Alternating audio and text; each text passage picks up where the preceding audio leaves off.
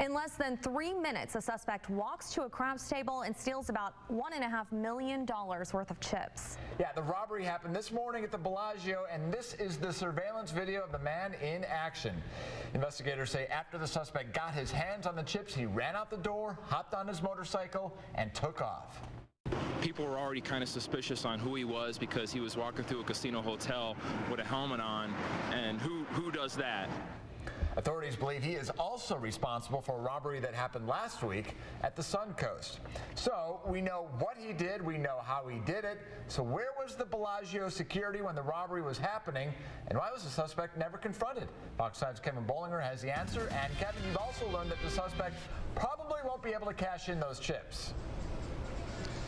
That's exactly right, John. We're talking about high denomination chips, around $5,000, $10,000, $25,000 chips. It's tough to cash those without getting a few questions to begin with, let alone after a heist. We'll get more into the security measures in a moment. The one question a lot of people are asking, we heard it on the rant on Fox 5 News at 10, where was the security? How does a guy with a helmet get into a casino, rob it, and get out without being confronted? Well, the economy has led to cutbacks at a lot of casinos. It's not known whether the Bellagio has cut back in their security department over the last couple of years, but this guy certainly knew exactly when and where to strike. And experts say because of those security measures inside the chips themselves, they might be all for nothing. It's the ultimate roll of the dice, walking into what's considered one of the securest casinos in the world and walking out with nearly $2 million in chips. Remind you of something? You want to knock over a casino. It was an Ocean's 11 type moment. Just not quite executed as well. Jeff Voiles is a gaming expert and knows casino security inside out. While he admits the heist was gutsy, Voiles also adds, there's no way to cash those in. The robber took chips from $100,000 to $25,000, mostly of the higher denomination.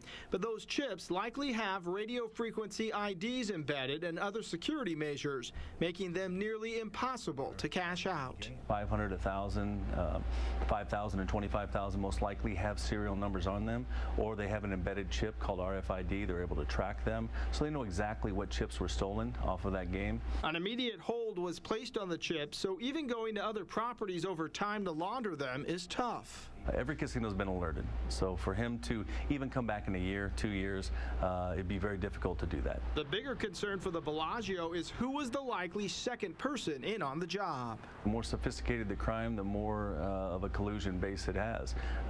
In this particular instance, he probably had some intel. I don't know if it came from the actual employees, but it came from someone that was looking out, let them know that these high denominations were on that crap table, which is not quite as common. Who the hell is this? The man who's robbing you. So even if our Ocean's 11 robber is looking over the Bellagio fountains after pulling it off, he might just be treading water. Now, casinos do have insurance policies that cover them in the case of a high amount theft. And you can also bet that other properties all around Las Vegas and even up north into Reno are keeping a close eye as to what happened and try to put measures into place so something like this does not happen again. That way they can be sure of maybe something specific, but you can know that if people are desperate enough, they're going to try and find a way to try and beat the system. We're live on the Strip. Kevin Bollinger, Fox 5 News, local, Las Vegas. Especially with this guy running around. He's hit the Suncoast and now the Bellagio, so they're going to be looking for him. Kevin, thanks. If you have any information on today's Bellagio heist, call Crime Stoppers 385-5555. Remember, you can remain anonymous.